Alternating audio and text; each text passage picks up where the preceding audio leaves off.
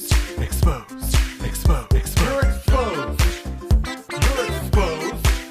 You are exposed. Exposed, exposed, exposed, exposed, exposed. You are exposed, sir. I'm gonna expose you. Expose you. Oh my god, expose you.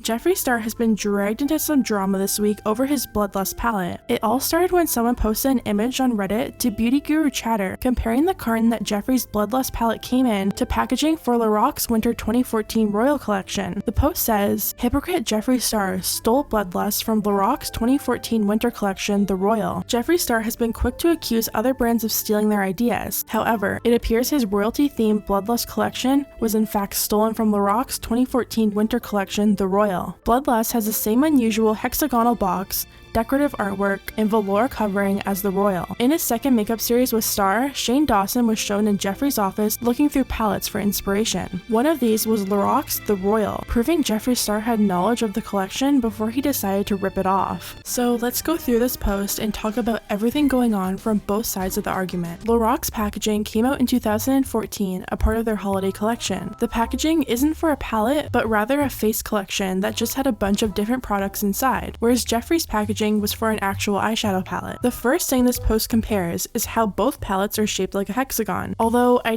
don't think that matters much as hexagon-shaped packaging isn't really that uncommon. Sephora, Icing Cosmetics, Huda Beauty, and Fenty Beauty have all used this shape in the past. The next point that this post makes is about the artwork on the front of both boxes. As you can clearly see, there definitely are some similarities between the packaging. They both have this really fancy border going around the front and the crown logo. If somebody looked at these two palettes without knowing Jeffree's brand, it would almost look like an exact copy. But if we look back at Jeffree's palettes in the past, most of them also have this fancy border. Blue Blood and Androgyny both have nearly identical borders on the palette, so I don't think this is anything really new for his brand. In Jeffree and Shane's series last year, in the video titled The Ugly Side of the Beauty Community, a big part of the video was footage of Shane picking the packaging for his palette. In one clip, we see the girls working for Jeffree pull out a huge box of different palettes for Shane to get ideas on what kind of shape he wanted his palette to be. We briefly see Shane grab the Loraque palette that Jeffree is now being accused of copying.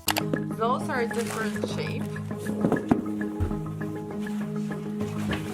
The truth is, we don't know for sure if Jeffree's seen this before or if his assistant just brought it in that day to show Shane examples of packaging, which means unless Jeffree speaks out about this, you can pretty much make of that clip what you will. We all know in the past, Jeffree has been very vocal about calling out brands that rip off ideas from other smaller brands. A few years ago, Jeffree called out Huda Beauty for copying Beauty Bakery, and he even called out Kylie Cosmetics for making packaging similar to his. Back in 2017, Jeffree tweeted Kylie and said, "I gotta know one thing. With all that money she's made, why did Kylie Cosmetics use the same packaging as my liquid lipsticks that have been out since 2014? Invest and make something different maybe?" Which brings me to the question of, where do we draw the line between copying and simply taking inspiration? I feel like in the beauty community especially, this has been a huge problem for a while now. This year alone, we've had Makeup Revolution being accused of making a highlighter that looks just like Manny MUA's and him getting really upset online about it. We've also had Huda Beauty being accused of copying ColourPop's pastel palette packaging, and now Jeffree and Loraque. There's been a lot of conversation online about whether or not Jeffree copied or took inspiration. Here's what people had to say. Here's my thing. This shape is common use. There's literally nothing else in common with the brand in question. Lettering is different, color, layout, etc. You're allowed to take inspiration from something. Otherwise, the makeup industry would be stagnant. Everything eventually gets recycled, or someone gets inspired by the past. It's just bound to happen. We all do it. I have a friend who designs packaging, and I showed him this. He laughed. This type of packaging has been around for a long time. Jeffree Star didn't steal anything. This happened with the Alien palette as well. Stop reaching for drama. On the other side of the argument, it seems like people are upset that Jeffree has a reputation for calling out brands for copying other brands, like we talked about earlier. One person tweeted, "My issue is he took inspiration from the palette component from an existing box, but he dragged Kylie Cosmetics for the concealer component being similar to his. It's fine to be upset about it, but it isn't fair to then do the same thing years later like no one will remember."